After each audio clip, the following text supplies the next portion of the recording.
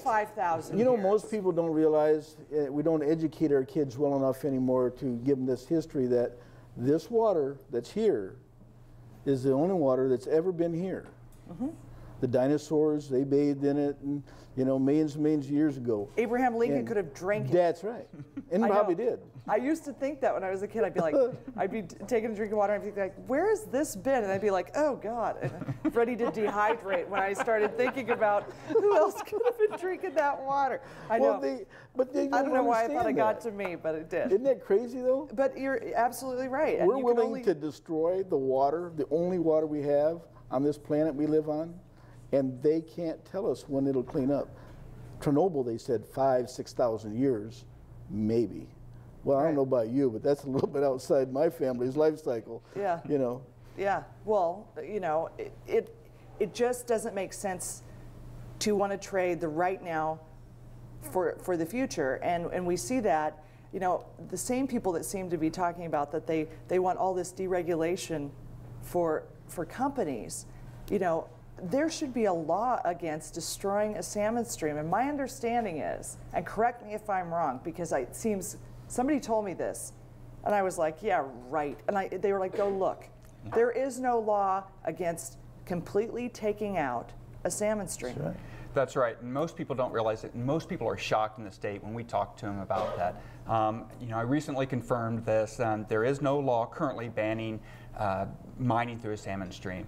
There are regulations which basically give the discretion to individuals of whether or not they could permit a project like this. So there is no clear law banning mining through a salmon stream. And that's why we've joined up with the Chuitna citizens and started this new effort on creating a website at www.obviouslaw.org, where we're asking people to sign a petition to ask the state to develop a law that clearly states there should be no mining through a salmon stream. You shouldn't be able to destroy a salmon stream. Wait a minute before I forget it. All right. Go, Larry. If you drive your four-wheeler through a salmon stream, you're liable to lose your four-wheeler. But yet you can go ahead and destroy a salmon stream? Does that make sense? No. Is it really against the law? Oh, yes. Oh, yes. I've broken it. You, Sorry. the state troopers, if they're there, or if you can take a video of somebody crossing a salmon stream with a motorized vehicle, or even taking an engine prop in shallow water and destroying the bottom. There's levels. They can give you a ticket, take your boat, take your four-wheeler. But it's not against the law. To just take the entire If you get this stream little out. piece of paper, It's like, okay, we have regulations that say that you can get a ticket for not wearing your seatbelt, but then you can have to do all this. It's insane. It's absolutely insane. Well, you'd have to have a permit, but that's one of the shortcomings of our permitting system is that, you know, there isn't a stage in the permitting system where we say, you know, should we develop this salmon stream, dig it up, and put a coal mine there? There isn't that question. No one says, you know, should we or should we not do this? They only say, once you get into the permitting phase, is what kind of mitigation will we have? You know, how bad can you destroy it? That's the questions we're asking now. Larry, you've raised your hand yet again. Now, I didn't know we were in It's class. adorable. I can't even stand it. he's so polite. Most people can get on a backhoe and dig a ditch. You know, Pac Rim is saying, oh, well, we will reconstruct this salmon stream. People don't understand what a stream is. You know, what makes this stream? You know, during the wintertime when all the water freezes, hey, there's still salmon eggs down there in the bottom of that stream. They have to be wet. They have to have a continuous flow of oxygen going over them. So the water comes up from underneath the stream while the surface is hard as a rock because it's been 40 below. But yet those salmon eggs are alive. So I can go out there and I can dig a ditch and everything's going to freeze. Yeah, it's like on the 8th day, you know, man recreated the earth in his own messed up image. I love you. You My do? wife says it was a woman. That hardly ever happens when people just declare their love to me on on statewide television. But I like it. Yeah. I like it.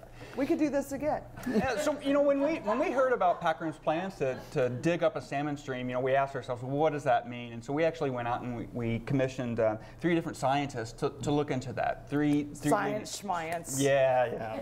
Well, people who had 34 years with experience with ADF&G, the nation's foremost expert on stream ecology and restoration, those kind of people, Right. Elitist. Elitist, right. So we asked them, tell us what this means, and they all came back with the same conclusion that if Pac Rim goes through with their plan as proposed, you destroy the salmon stream. You cannot recreate it. As Larry mentioned, you can't recreate the system that bubbles water up through the winter that keeps the salmon eggs alive. That's right. Mm-hmm.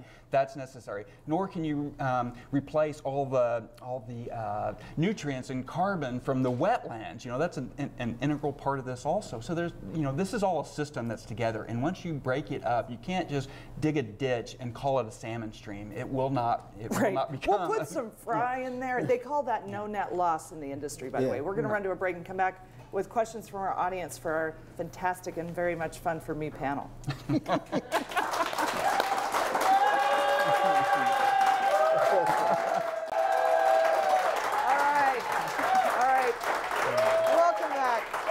Welcome back. This is one of my favorite parts of the show, and it's when we take questions from our audience, which you can be a part of too if you would like to come down on Thursday nights at 5:30 at Bernie's Bungalow. We're having a good time. So I got a question for Larry. Where is the Chuitna mine? The Chuitna mine. If you were, let's see, go down by Ship Creek and look across the inlet, looking at Sleeping Lady, Mount Susitna, it's to the left of Sleeping Lady, so you'll be able to see the mine from Anchorage. It's not very far away. Hop, skip, and a jump. That's right. If you got your own plane. All right, why can't they revoke the permit since nothing has been done for several years, and can't they use the coal not mined for carbon credits?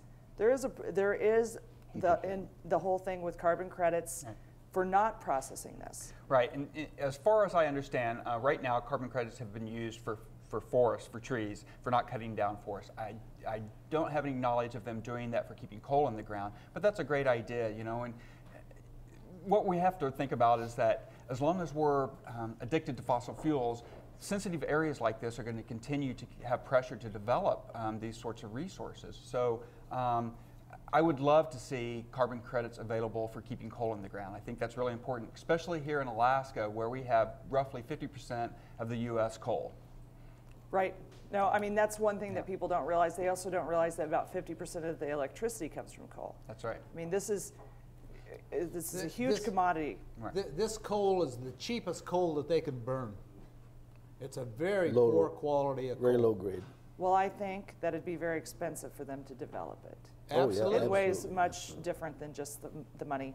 Another question: have any rivers contaminated by coal development ever been cleaned up to pre-extraction quality? No.